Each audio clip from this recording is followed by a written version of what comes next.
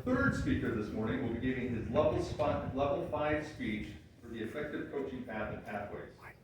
The purpose of this project is to apply the skills needed to successfully lead in a volunteer organization. Ryan Burns has served as one of our club officers since his second week of being a member.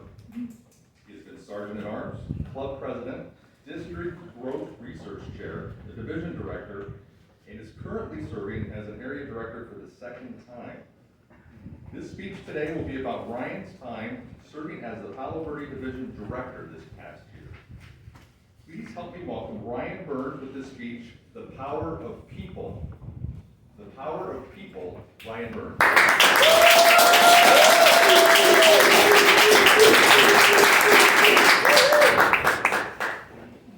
Toastmasters, if you've served in leadership at the club level or above, please stand up. Now let's give a round of applause.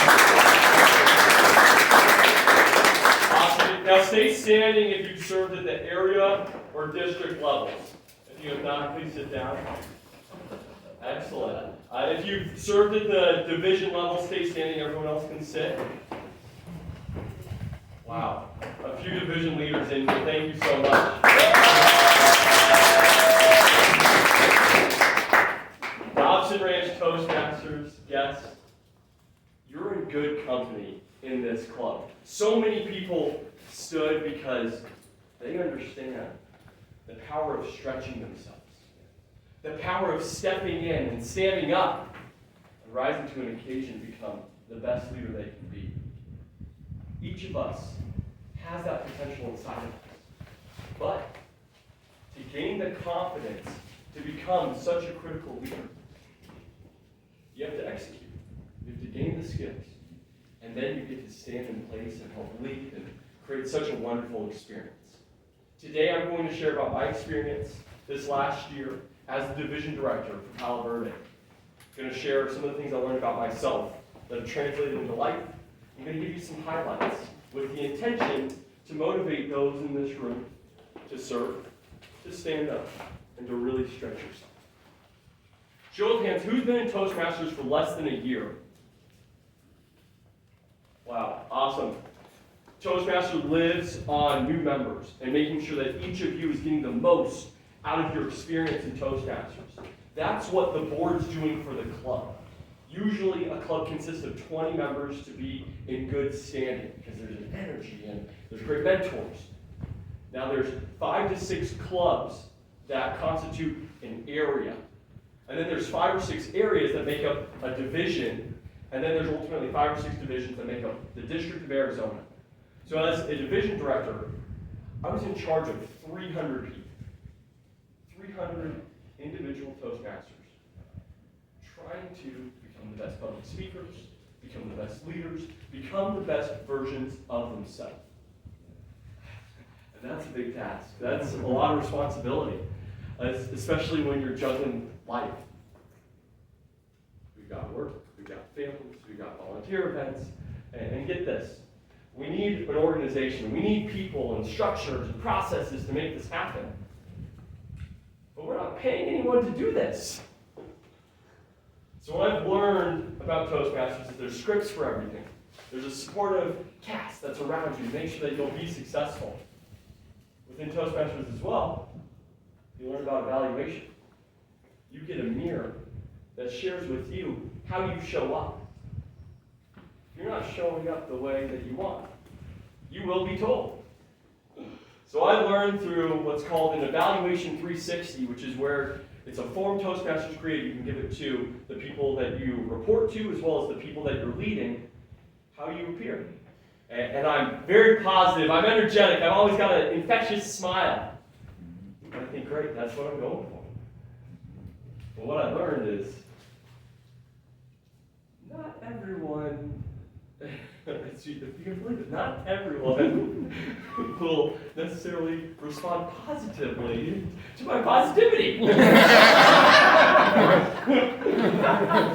So Toastmasters, I'm going to have you say this with me. It's WIFM. WIFM.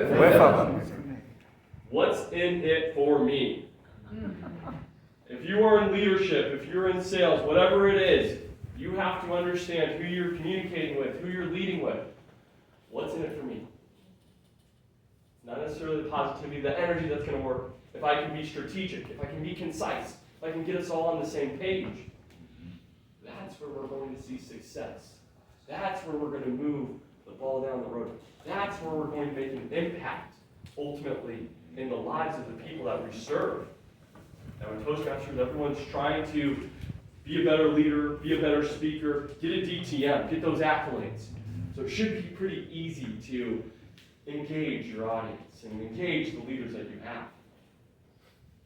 And I learned that there truly is power in the people that we serve with. The best leaders are the ones that have a drove of friends and teammates that they can lean on. And ultimately, the best leaders are able to delegate and let go. When you let go of those day-to-day roles and day-to-day tasks, you can expand, you can recruit, you can bring more people in. And that's where the success comes. The most important thing in Toastmasters is, in my opinion, giving contestants the ability to speak, to show up and perform. We had an area contest that was on the same day as my future sister-in-law's wedding, so I couldn't show up. So I enrolled the gentleman who I was hoping to thank profusely, Chris Pettit, to run all 6 area contests.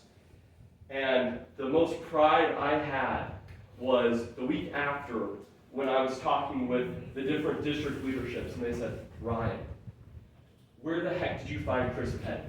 He is the most amazing leader we have ever seen. Good job. And I was beaming. I thought, oh my goodness, I thought I made such a big blunder. I wasn't there. But Chris stepped up. He did a phenomenal job. I've spoken about Toastmasters in the past being like a cruise. You get more value the more engaged you are. You ultimately have an opportunity to become a better leader in this club, whether it's just being on the board. We have actually opportunities right now in the entire district for more assistants as area directors. That's the next step to become an area director, so you can get a DTM. We also have 2 huge events coming up next year, contest season and the conference. We need help. If you're not ready to take on a leadership position where you're in charge of a group or a community, please at least step up into a role where you start to learn more about Toastmasters. When you surround yourself with a community that's focused on personal development, focused on growth, focused about making a difference, you'll gain confidence in those same areas, and ultimately, you'll gain the confidence to lead with power and become that leader you've always wanted. Mr. Toastmaster.